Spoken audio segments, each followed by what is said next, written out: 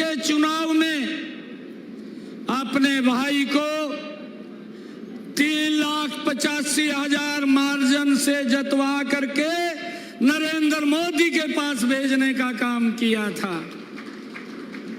और भाइयों, आप सबका मैं दिल से धन्यवाद करता हूं। हम देख भी रहे हैं इन 10 वर्षों में नरेंद्र मोदी जी के नेतृत्व में भाइयों मेरा ये कुरुक्षेत्र बदला है, मेरा हरियाणा प्रदेश बदला है, मेरा ये देश बदला है। आज गांव गली वार्ड में एक ही चर्चा होती है कि भाई काम तो मोदी ने जबरदस्त किए हैं, काम तो भारतीय जनता पार्टी की सरकार ने जबरदस्त किए हैं। और भाइयों ये चर्चा अंदर खाते ये कांग्रेस के घर के अंदर भी होती है। कांग्रेस के लोग जब भाई भोजन की थाली के ऊपर बैठते हैं तो वो भी बैठ करके इस बात की चर्चा करते हैं कि मोदी ने भारत को मजबूत किया है। दुनिया के अंदर नरेंद्र मोदी ने भारत को आगे बढ़ाने का लगातार काम किया है। ये चर्चा उनके घर में भी होती है। परंतु भाइयों उनकी मजबूरी उनकी है कि परिवार के आगे सरेंडर करते हैं, परिवार के आगे बोल नहीं सकते हैं। जो वहां से लिख करके आता है वही उनके नेता बोलने का काम करते हैं। भाइयों, मैं आप लोगों को बताना चाहूंगा कि इन 10 वर्षों में देश के अंदर गरीब के लिए काम हुआ है। इन 10 वर्षों में भाइयों रोड के इंफ्रास्ट्रक्चर को मजबूत किया गया है। इन 10 वर्षों में देश के अंदर रेलवे कनेक्टिविटी को मजबूत किया गया है। इन 10 वर्षों में देश में एयर कनेक्टिविटी को मजबूत किया गया है। इन 10 वर्षों में देश के हेल्थ सिस्टम को मजबूती से आगे बढ़ाया गया है। भाइयों, हम देखते हैं 60 सालों में कांग्रेस ने देश के अंदर एक एम्स खोला था। अटल बिहारी वाजपेयी जी ने उसकी संख्या 4 की थी। नरेंद्र मोदी जी ने 10 वर्षों में उसकी संख्या 24 की है। आज लोगों को स्वास्थ्य सुविधाओं को लेकर के उनको लाभ मिल रहा है। भाइयों, जो लोग मंच के ऊपर खड़े होकर के बोलते थे कि मैं कट्टर ईमानदार हूं, मेरी पार्टी कट्टर ईमानदार है, और भाइयों ये बोलते थे कि हम स्कूल खोलेंगे, अच्छी शिक्षा देंगे, क्लिनिक मोहल्ला खोलेंगे, अच्छी स्वास्थ्य सुविधाएं देंगे।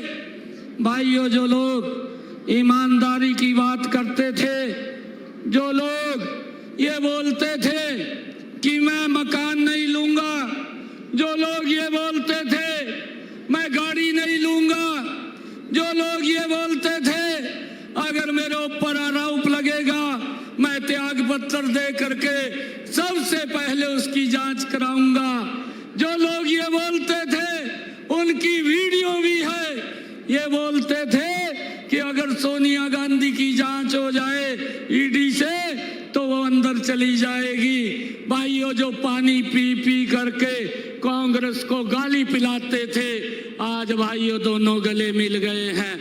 और हमें यह भी देखना है, जो लोग शिक्षा की बात करते थे, जो क्लिनिक मोहल्ले की बात करते थे, भाइयों उनके शासन के अंदर शराब की दुकानें ज्यादा खुल गई है। ये भी हमने देखना होगा। जो व्यक्ति यहाँ करके प्रचार कर रहा है कि मैं नशे को बंद करने का काम करूंगा, अरे पहले दिल्ली के अंदर देख ले, जहां पर तू बैठा है वहां तो शराब की दुकानें आप लोगों ने गली गली के अंदर खोलने का काम किया है। मैं ये दुर्भाग्यपूर्ण कहूंगा कि इनकी सरकार ने भाइयों महिलाओं के लिए भी अलग से ठेके खोलने की व्यवस्था दिल्ली के अंदर की है। ये किस मुंह से बात बोलते हैं कि हम नशे को समाप्त करेंगे। अरे भाइयों, नशे के प्रति तो ये भारतीय जनता पार्टी की सरकार मजबूती से लड़ाई लड़ रही है। हम चाहते हैं कि कोई भी हमारा युवा भाइयों वो रास्ता ना भटके और वो अच्छे रास्ते के ऊपर जाए। ये 10 वर्षों के अंदर हमारी सरकार ने सुनिश्चित किया है। भाइयों, इस बात को हमने समझना है। जो लोग बोलते थे कि भाइयों अगर सोनिया गांधी की जांच हो जाए, भाइयों वो ईडी अगर जांच करेगी तो जेल में चली जाएगी। आज आपके सामने है, उन दोनों का गठबंधन हो गया है, दोनों एक दूसरे के गले मिल रहे हैं। भाइयों, ये लड़ाई विकास की नहीं है, ये लड़ाई ये इस देश की नहीं है, ये लड़ाई परिवार को बचाने की है। कांग्रेस और ये आम आदमी के लोग ये इसलिए वोट मांग रहे हैं कि हमने अपने परिवार को बचाना है। नरेंद्र मोदी जी भाइयों इसलिए वोट मांग रहा है कि हमने इस देश को बचाना है। भाइयों, इसके लिए वोट मांग रहे हैं। और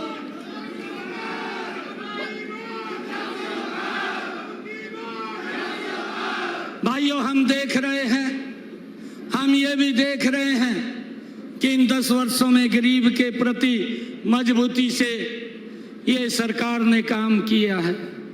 भाइयों, जो ये गठबंधन किया है, इंडी गठबंधन किया है, कांग्रेस का अलग घोषणा पत्र है, इनका अलग है। भाइयों, एक व्यक्ति है, एक व्यक्ति का भी घोषणा पत्र है, वो भी अपना घोषणा पत्र लेकर के घूम रहा है। भाइयों, किस किस की घोषणा पूरी होगी? पहले भी कांग्रेस अपने घोषणा पत्र को पूरा नहीं कर पाई।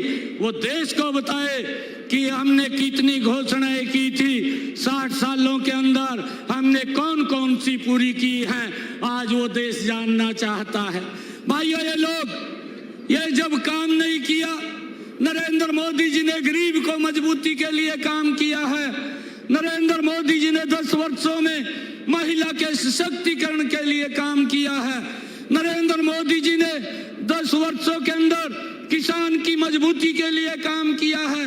इन 10 वर्षों में नरेंद्र मोदी जी ने युवाओं के अंदर विश्वास बढ़ाने के लिए काम किया है।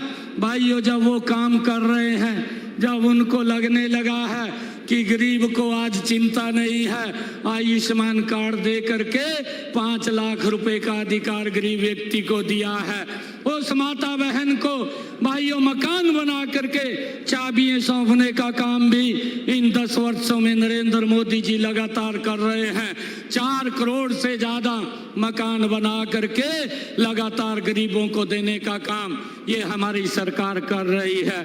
और भाइयों, जब गरीबों के हित के अंदर, उन माताओं बहनों के घर के अंदर भाइयों 11 करोड़ ऐसी माताएं बहनें थी जो शाम सूरज ढलने का इंतजार करती थी, उनके घर में इज्जत घर देने का काम भी ये नरेंद्र मोदी जी ने किया है।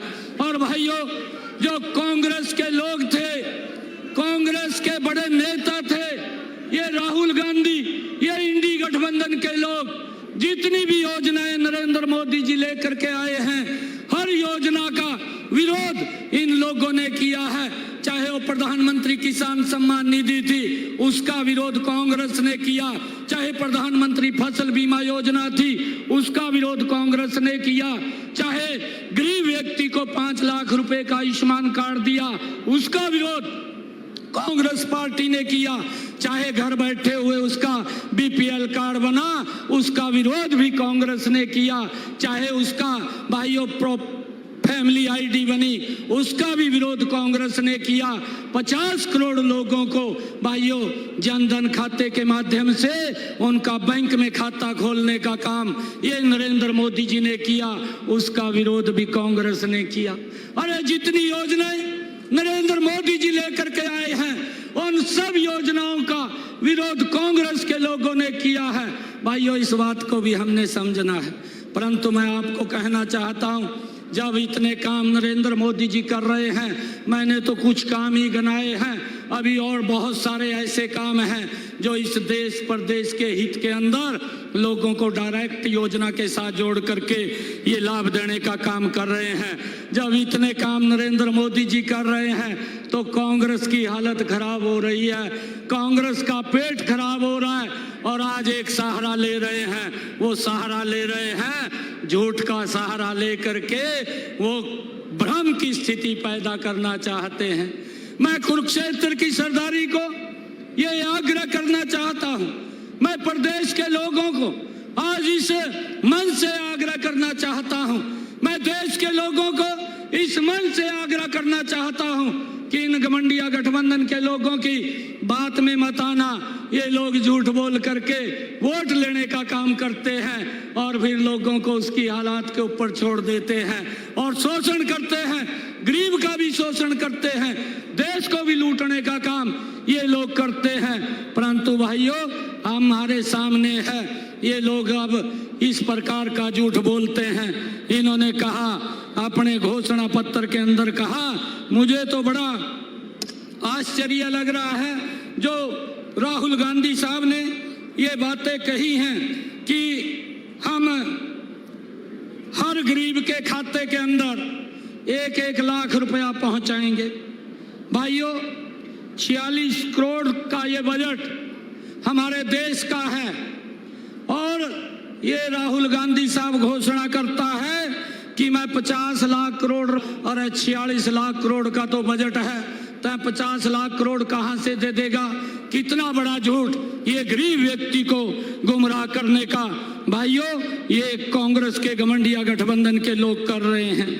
भाइयों, अब इसने कहा है, इसने एक बात कही है कि मैं एक झटके के अंदर गरीबी को समाप्त कर दूंगा। भाइयों, इनसे पूछना चाहते हैं, मैं आज इस ऐतिहासिक भूमि, ये भगवान श्री कृष्ण की भूमि जहां पर न्याय और अन्याय का युद्ध लड़ा गया, उस भूमि से मैं उन लोगों को ये पूछना चाहता हूं कि आपने जो ये बात कही है कि मैं एक झटके के अंदर भाइयों गरीबी को समाप्त कर दूंगा, अपने परिवार की तरफ तो देख लेता कि आपकी दादी ने 70 के दशक में एक बात देश के अंदर कही थी कि हम गरीबी हटाएंगे, और 55 साल तक लोग, 60 साल तक लोग इसी भाइयों भ्रम के अंदर वोट देते रहे कि गरीबी हटेगी, परंतु गरीबी नहीं हटी। और इनके पिताजी बोलते थे कि मैं तो दिल्ली से 1 रुपया भेजता हूं, कुरुक्षेत्र में 15 पैसे रह जाता है। भाइयों, 85 पैसा ये कौन से गरीब के वेलफेयर पे खर्च होना था, कौन से विकास कार्यों पे खर्च होना था, ये चिंता नहीं की, परंतु अब बोलता है कि एक झटके के अंदर मैं गरीबी को समाप्त कर दूंगा। ये बड़ा झूठ ये बोलने का काम ये लोग करते हैं। और भाइयों, मुझे बताते हुए आप लोगों के बीच में एक और इनका झूठ हमारे सामने है। इन्होंने कभी भी ओबीसी समाज को एक वोट बैंक के रूप में इस्तेमाल किया है, उनको कभी भी सम्मान नहीं दिया। भाइयों, ओबीसी और दलित भाइयों के आरक्षण में अपने वोट बैंक को वो देखते थे कि हमारा ये वोट बैंक है, और उस वोट बैंक को लेकर के उनको ऊपर शोषण करने का काम करते थे। और आज भी इन्होंने जो कार्य किया है वो दुर्भाग्यपूर्ण है। इन्होंने धर्म के आधार के ऊपर, कर्नाटक में इनकी सरकार है, और धर्म के आधार के ऊपर आरक्षण देने का वहां पर जघन्य अपराध ये कांग्रेस पार्टी ने किया है, जिसको ये देश कभी भी स्वीकार नहीं करता। ये देश को तोड़ने वाले लोग हैं, ये देश को कमजोर करने वाले लोग हैं, परंतु नरेंद्र मोदी जी ने इस बात से आश्वस्त किया है। और नरेंद्र मोदी जी बोलते भी हैं, उन्होंने हर बार अपनी बात के अंदर कहा है, ये कांग्रेस के लोग बोलते हैं कि सबसे पहला इस देश के संसाधनों के ऊपर देश के अल्पसंख्यकों का अधिकार है। ये कांग्रेस का प्रधानमंत्री बोलता है, ये कांग्रेस के नेता बोलते हैं। नरेंद्र मोदी जी बोलता है कि इस देश के संसाधनों के ऊपर सबसे पहला अधिकार इस देश के गरीब का है। भाइयों गरीब को लेकर के, उसकी मजबूती के लेकर के ये हमारी सरकार देश को आगे बढ़ाने का काम कर रही है। परंतु ये लोग धर्म के आधार के ऊपर आरक्षण दे करके इस देश को कमजोर करना चाहते हैं, इस देश को तोड़ना चाहते हैं। परंतु जब तक भारतीय जनता पार्टी और नरेंद्र मोदी जी हैं, इस देश को कोई भी भाइयों बांका बाल नहीं कर सकता। ये आज आप लोगों के बीच में इस भगवान श्री कृष्ण की भूमि से मैं आप लोगों के बीच में कहना चाहता हूं। भाइयों, आज इन 10 वर्षों के अंदर बहुत सारे ऐसे कार्य भी हैं जो कार्य चाहे वो महिला के हित में है, गरीब के हित में है, चाहे किसान के हित में है और चाहे युवाओं के हित में है। लगातार ये सरकार उनको आगे बढ़ाने का काम कर रही है। मैं आज अपने परिवार के अंदर आज आप लोगों से मैं शीश नवा करके प्रणाम भी करता हूं कि आप के ही आशीर्वाद से आज नरेंद्र मोदी जी ने, आज जगत प्रकाश नड्डा जी ने और आज हमारे अमित शाह जी ने, आदरणीय मनोहर लाल जी ने भाइयों ये चंडीगढ़ में जिम्मेवारी दी है। मैं आप लोगों से उस आशीर्वाद की भाइयों अपेक्षा करता हूं कि आपका ऐसा आशीर्वाद मिले कि इस जिम्मेवारी को मैं 100% पूरा कर सकूं। और भाइयों एक बात और कहता हूं कि आपका भाई हूं, कभी भी कोई दिक्कत कोई समस्या आ जाए 24 घंटे भाइयों दरवाजे खुले हैं सीएम हाउस के, आपको कोई पूछने वाला नहीं है। आप जब मर्जी आ सकते हैं,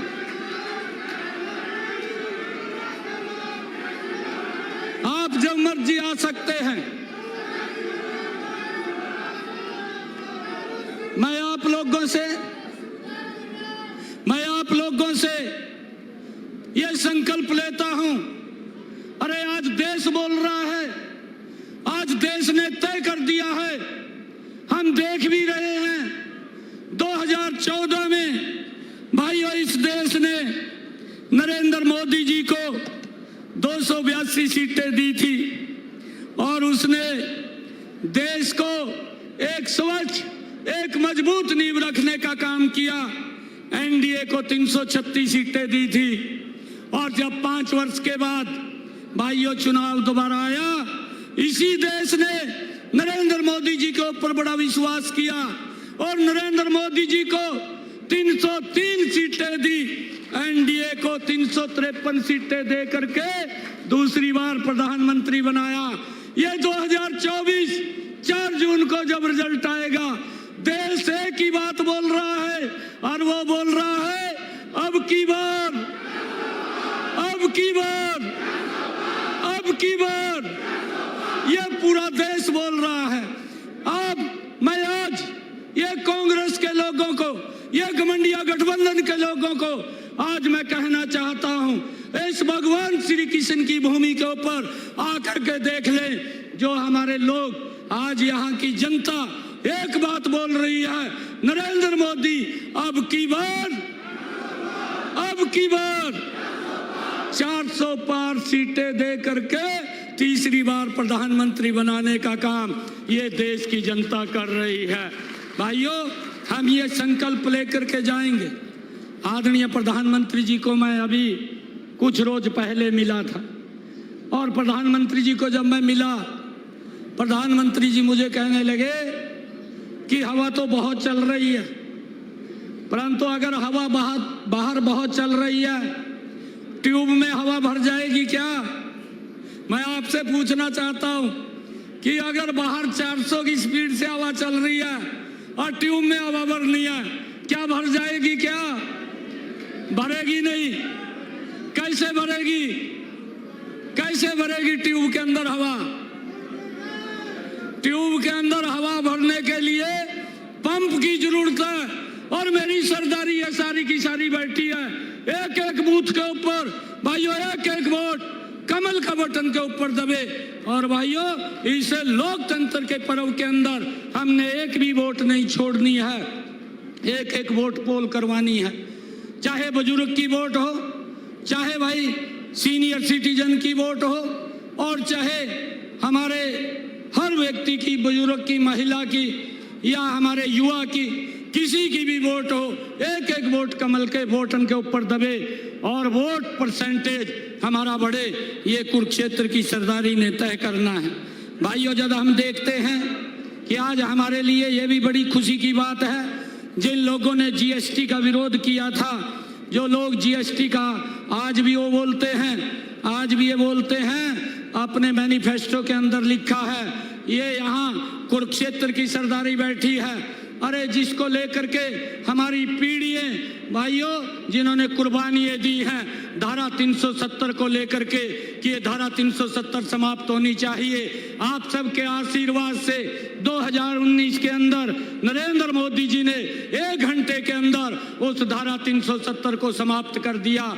और भाइयों, इन्होंने अपने मैनिफेस्टो के अंदर लिखा है, इन्होंने लिखा है कि हमारी सरकार आएगी, हम धारा 370 को उसके ऊपर दोबारा लाने का काम करेंगे। क्या उसको लाने देंगे? भाई मैं आपसे पूछ रहा हूं, क्या लाने देंगे उससे? आज ये संकल्प ले लीजिए कि ऐसे व्यक्तियों को भाइयों बाहर का रास्ता दिखाने का काम करिए। ये देश आज जाग चुका है, ये देश आपके कार्यों को समझ चुका है। आज ये देश रुकने वाला नहीं है, आज ये देश नरेंद्र मोदी जी के साथ खड़ा है और नरेंद्र मोदी जी को तीसरी बार प्रधानमंत्री बनाने का काम करेगा। ये लोग तो विपक्ष के लायक भी नहीं है, ये विपक्ष में बैठने के लायक भी नहीं है, जो इनके कार्य, जो इनकी कारगुजारियां हैं। भाइयों, इस बात को भी हमने समझना है। जो धारा 370 को दोबारा लाने की बात करते हैं, जो भाइयों जेएनयू के अंदर जा करके भाइयों जो देश तोड़ने की बात करते थे, उनके समर्थन के अंदर बैठ जाते हैं। भाइयों, ऐसे लोगों को ये विपक्ष में भी बैठने के लायक नहीं है, इनको तो बाहर का रास्ता ही हम 4 जून को दिखाने का काम करेंगे। 25 मई को जब ये रिजल्ट आएगा, 25 मई को हमने एक एक वोट डाल करके 4 जून को भाइयों 400 पार दे करके नरेंद्र मोदी जी को यहाँ से तीसरी बार प्रधानमंत्री बनाने का काम करेंगे। और नवीन जी को भाइयों मैंने कहा है कि आपने मेरे को 3,85,000 वोटों के लीड मार्जिन से यहाँ से कमल का फूल खिला करके नरेंद्र मोदी जी के पास भेजा था। अब क्या करेंगे? कितने मार्जिन से आप नवीन जी को जितवाएंगे? कितने से?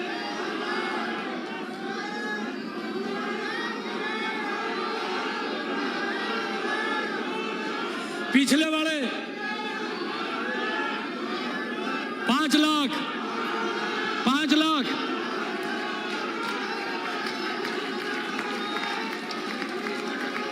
5 लाख से प्रधानमंत्री जी पूछते हैं, प्रधानमंत्री जी देखते भी हैं, तो कह दूं मैं भी संकल्प लिया है कुरुक्षेत्र वालों ने, बोल दूं प्रधानमंत्री जी को दोनों हाथ खड़े करके, भारत माता के, भारत माता के, वंदे वंदे नरेंद्र मोदी, नरेंद्र मोदी। अब की बार, अब की बार, अब की बार, फिर एक बार, फिर एक बार। बहुत बहुत धन्यवाद। जय हिंद, जय भारत।